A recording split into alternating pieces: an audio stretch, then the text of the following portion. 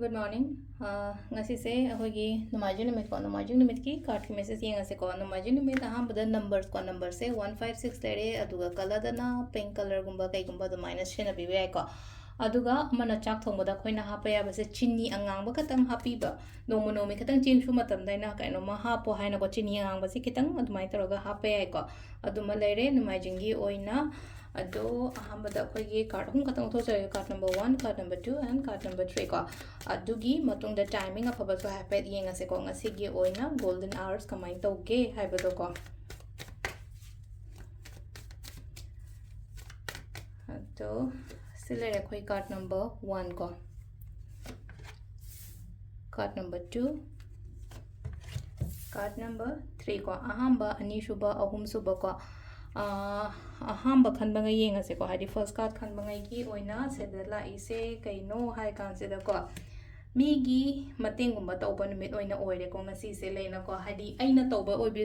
shu yai natraga hadi mi na toropa gumba oibe shu yai ko do yaraga di ngasi se angamba khara khatang hai tare ko mating gumba taubiyu ko mingonda aina khatang aina adumaina hadi mi gi help natraga hadi mingonda kaino ma mating tau matamda blessings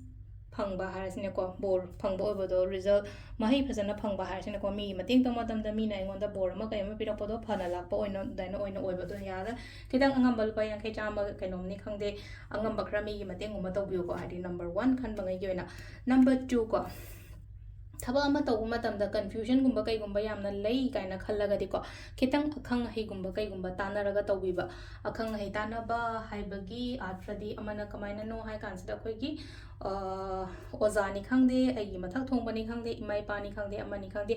guidance gumba kai gumba lauraga dumaina gumba tawbiyo ko number 3 ko number 3 gina sida lai se ko sida investment gumba kai gumba tawbada ingonda kana babudi dum lai ko silai se ko investment lak pada kana ba khotpa mai taraga budi lakchari lai se ko ado sida leina ko aina kaino ma karai dano ma haidi pisang sa su phajana hai tar ko aigi well or natraga aigi money se phajana manage taw kholo haina do mai taraga lai ko silai se ko ado silai sida lai se to matam da kan su kana gani ko ado sina card ki message lai ko timing sina ki pung 3 ka minute 3 daina pung 13 ka minute 13 phang lai ko adagi 12 ka minute 50 daina pung 2 ka minute 9 phang lai re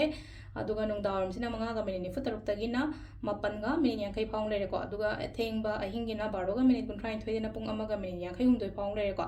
aduga nung alam daigina 3 ka minute 3 daina 3 ka minute 36 phang lai ko sisina ko yi ngasi gi oina afaba timing ko